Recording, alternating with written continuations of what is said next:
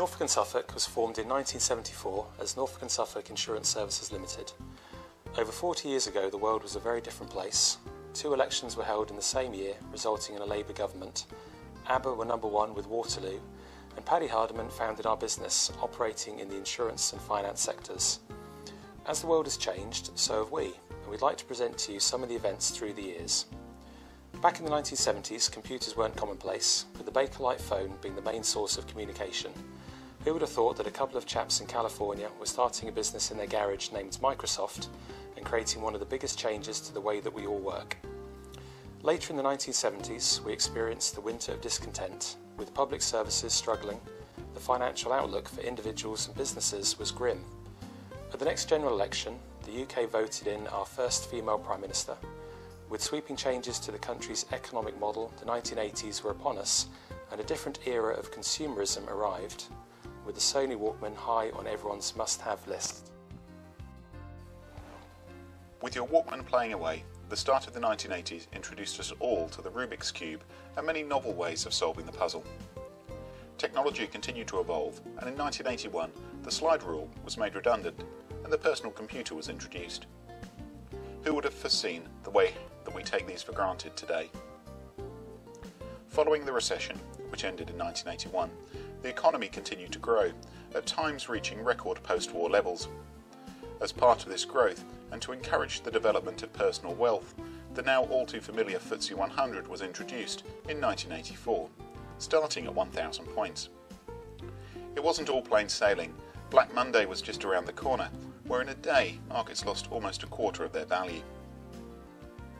The end of the 1980s was an important part in our history, moving to a new home in Gordon Road, Lowestoft. The whole team were involved in the move, and we can safely say that the trolley was returned to Tesco. However, rumour has it that the trousers are still regularly used.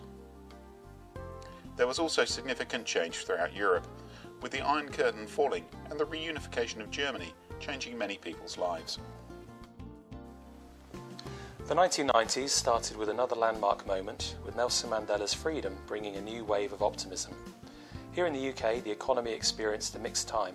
The UK joined the ERM in 1990, with much activity and 500 million shares traded in 2 hours, only to leave hastily 2 years later, following Black Wednesday and the potential loss of £3.3 billion. Following 1994, it was possible to catch a train from London to Paris with the opening of the Channel Tunnel. However, High Speed 1 was still several years away. Whilst the single European currency was introduced in 1999, the UK retained the pound. The 2000s started with much champagne, but with trepidation that the millennium bug would bring down the world. The supermarket shelves stayed stacked though, the cash machine still worked, and the world kept spinning. It was all change here. We took the decision to sell our general insurance business to enable us to focus purely on independent financial planning and continuing to provide sound financial advice. The never-ending change in technology saw the introduction of social media, driving us further and further away from the Bakelite telephone, with the likes of Facebook and Twitter changing the way we all communicate. Financially, there wasn't too much positivity in the 2000s, starting with the dot-com bubble bursting and ending in the worst UK recession since the Great Depression.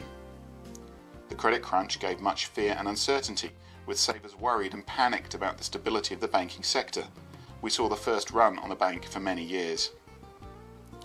With bank lending grinding to a halt, the property market soon followed, and we entered a period of falls in property value, something which many homeowners neither expected nor had experienced. The subsequent global recession led to the loss of many well-known and well-loved brands. A new decade and a new chapter in our history, moving to open-plan offices on the Key View Business Park in Lowestoft, providing ample parking but still being on the wrong side of the river. While markets were growing, there remained much uncertainty, with questions relating to Eurozone debt and wage growth, to name but a few, still to be answered.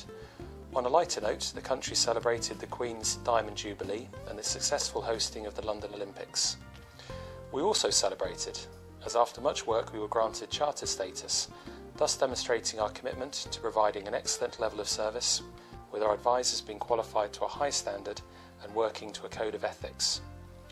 With significant changes to the profession introduced in 2013, following the introduction of the Retail Distribution Review, the financial advisor community changed significantly. We took the opportunity to increase use of technology by launching a new @retirement website, as well as Twitter, YouTube and Facebook pages. Markets continued to rise in the early 2010s, with the FTSE 100 hitting a 14-year high in 2014 and the Dow Jones breaking through the 17,000 point barrier.